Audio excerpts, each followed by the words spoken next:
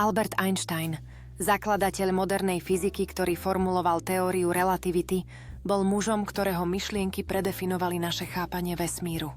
V mladosti počas svojich štúdií na Polytechnickej škole v Zürichu Albert objavil vášeň pre fyziku a matematiku, čo ho nielenže formovalo ako vedca, ale aj ovplyvnilo smerovanie celého odboru.